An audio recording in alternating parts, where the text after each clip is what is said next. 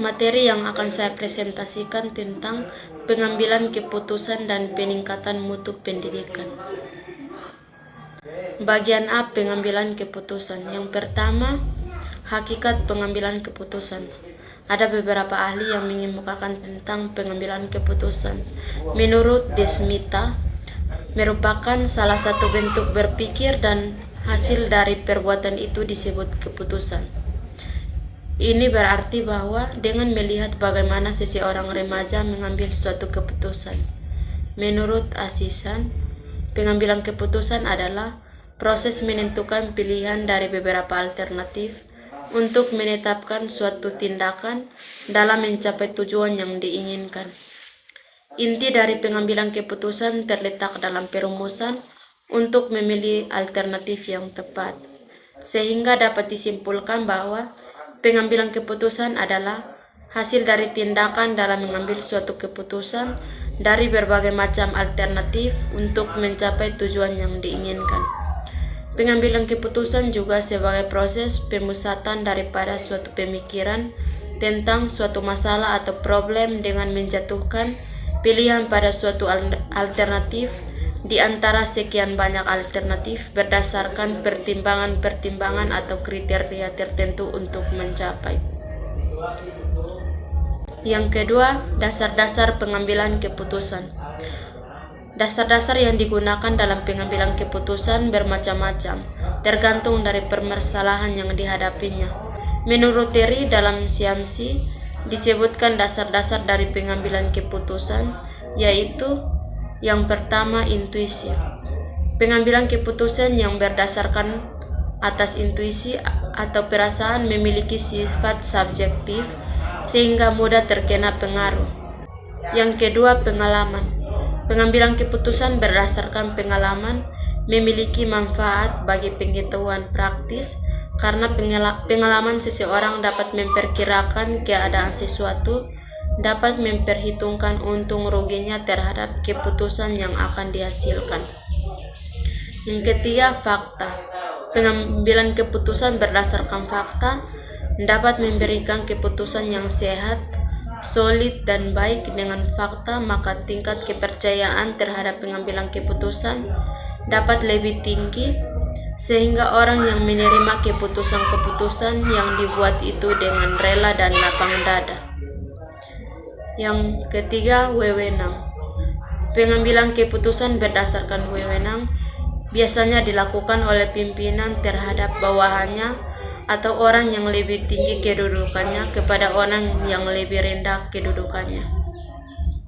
Yang ketiga, faktor-faktor pengambilan keputusan. Dalam pengambilan keputusan ada faktor-faktor yang mempengaruhi seseorang dalam mengambil keputusan. Faktor-faktor yang mempengaruhinya antara lain, yang pertama, faktor masalah. Dalam mengambil suatu keputusan, dalam memilih program studi tentu ditemukan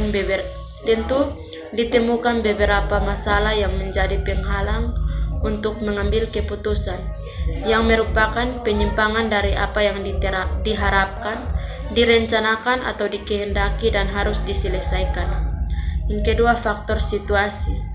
Merupakan keseluruhan faktor-faktor dalam keadaan yang berkaitan satu sama lain dan yang secara bersama-sama mempengaruhi terhadap apa yang diperbuat. Dalam situasi keputusan, banyak faktor-faktor yang mempengaruhi individu dalam memilih jurusan akuntansi. Yang ketiga, faktor kondisi. Merupakan keadaan saat mengambil keputusan keseluruhan dari faktor-faktor yang secara bersama-sama menentukan daya gerak, daya berbuat, dan kemampuan seseorang. Bagian B, peningkatan mutu pendidikan. Yang pertama, hakikat mutu. Sebelum membahas tentang mutu pendidikan, terlebih dahulu akan dibahas tentang mutu dan pendidikan. Banyak ahli yang mengemukakan tentang mutu, seperti yang dikemukakan oleh Edward Salis. Mutu adalah sebuah filosofis dan metodologis yang membantu institusi untuk merencanakan perubahan dan mengatur agenda dalam menghadapi tekanan-tekanan eksternal yang berlebihan. Menurut Saudara Wandanim, mutu mengandung makna derajat keunggulan suatu produk atau hasil kerja, baik berupa barang dan jasa. Sedangkan dalam dunia pendidikan, barang dan jasa itu bermakna dapat dilihat dan tidak dapat dilihat, tetapi dan dapat dirasakan. Berdasarkan pendapat ahli di atas, dapat disimpulkan bahwa mutu adalah sebuah filosofis dan metodologis tentang ukuran dan tindakan dan tingkat baik buruk suatu benda yang membantu institusi untuk merencanakan perubahan dan mengatur agenda rancangan spesifikasi sebuah produk, barang dan jasa sesuai dengan fungsi dan penggunanya agenda dalam menghadapi tekanan-tekanan eksternal yang berlebihan. Yang kedua, pengertian mutu pendidikan. Dalam konteks pendidikan, pengertian mutu mencakup input, proses, dan output pendidikan. Input pendidikan adalah segala sesuatu yang tersedia karena dibutuhkan untuk berlangsungnya proses. Sesuatu yang dimaksud berupa sumber daya dan perangkat lunak, serta harapan-harapan sebagai pemandu bagi berlangsungnya proses. Mutu pendidikan merupakan kemampuan sistem pendidikan dalam mempersiapkan, mengolah dan memproses pendidikan secara efektif dan efisien untuk meningkatkan nilai tambah agar menghasilkan output yang berkualitas. Output yang dihasilkan oleh pendidikan yang bermutu juga harus mampu memenuhi kebutuhan stakeholder seperti yang diungkapkan oleh Mulyasa sebagai berikut. Pendidikan yang bermutu bukan hanya dilihat dari kualitas lulusannya, tetapi juga mencakup bagaimana lembaga pendidikan mampu memenuhi kebutuhan pelanggan sesuai dengan standar mutu yang berlaku. Pelanggan dalam hal ini adalah pelanggan eksternal atau peserta didik, orang tua, masyarakat, dan pemakai lulusan.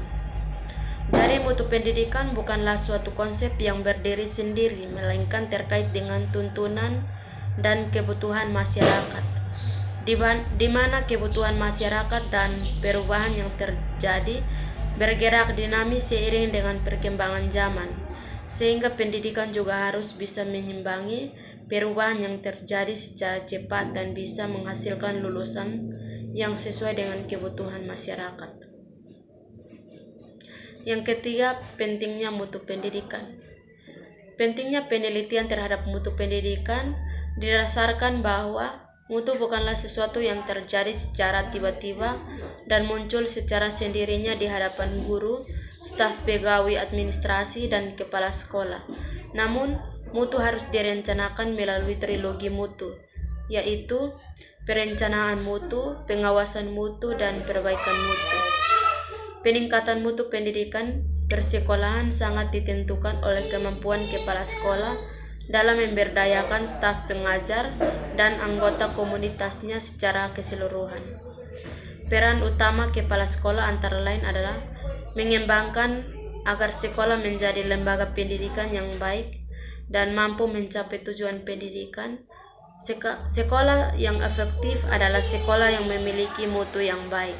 Artinya bahwa mutu siswa yang dihasilkan oleh sekolah itu mempunyai kemampuan dan keterampilan sesuai dengan tuntunan dan keinginan masyarakat dan menjawab tantangan moral, mental, dan perkembangan ilmu serta teknologi. Siswa yang bermutu adalah siswa yang memiliki kemampuan dan potensi mengembangkan dirinya menjadi warga yang berguna bagi nusa, bangsa, dan negara. Yang keempat, faktor-faktor yang mempengaruhi mutu pendidikan. Yang pertama, faktor tujuan. Untuk meningkatkan mutu pendidikan, maka faktor tujuan perlu diperhatikan. Sebab mutu suatu lembaga pendidikan yang berjalan tanpa berpegang pada tujuan akan sulit mencapai apa yang diharapkan. Untuk meningkatkan mutu pendidikan, madrasah senantiasa harus berpegang pada tujuan sehingga mampu menghasilkan output yang berkualitas. Dengan kata lain, faktor tujuan merupakan arah atau sasaran yang harus dicapai oleh institusi atau lembaga pendidikan melalui tindakan-tindakan operasional. Kedua, faktor guru. Guru adalah orang yang sangat berpengaruh dalam proses belajar mengajar. Oleh karena itu, guru harus benar-benar membawa siswanya kepada tujuan yang ingin dicapai. Yang ketiga, faktor siswa. Anak didik atau siswa merupakan objek dari pendidikan, sehingga mutu pendidikan yang akan dicapai tidak akan lepas dengan ketergantungan terhadap kondisi fisik, tingkah laku, dan minat bakat dari anak didik. Yang keempat, faktor alat. Yang dimaksud faktor alat atau alat pendidikan adalah segala usaha atau tindakan dengan sengaja digunakan untuk mencapai tujuan pendidikan. Oleh karena itu, alat pendidikan keberadaannya sangat penting dalam suatu pembelajaran seperti sarana dan prasarana serta kurikulum. Yang kelima, faktor lingkungan atau masyarakat. Kemajuan pendidikan sedikit banyak dipengaruhi oleh masyarakat, termasuk orang tua siswa, karena tanpa adanya bantuan dan kesadaran dari masyarakat, tentunya akan sulit untuk melaksanakan peningkatan mutu pendidikan. Sekolah dan masyarakat merupakan dua kelompok yang tidak dapat dipisahkan dan saling melengkapi satu sama lain. Itu dibentuklah komite sekolah berdasarkan keputusan Menteri Pendidikan yang bertugas memberi pertimbangan dalam penentuan dan pelaksanaan kebijaksanaan pendidikan, mendukung penyelenggaraan pendidikan, mengontrol mediator antara pemerintah dan masyarakat. 5. Aspek penunjang pendidikan. Ada 3 aspek manajemen yang berfungsi dalam meningkatkan mutu sebuah lembaga pendidikan, yaitu pertama, bidang akademik atau edukatif yang meliputi kurikulum, pendekatan, strategi, metode mengajar, evaluasi, dan sejenisnya. Yang kedua, bidang personalia, yaitu yang meliputi kepala sekolah, guru, murid, dan personalia lainnya seperti bagian tata usaha dan karyawan lainnya.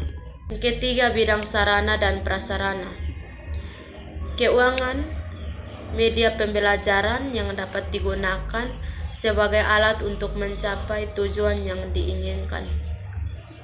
Demikian presentasi dari saya, sekian dan terima kasih.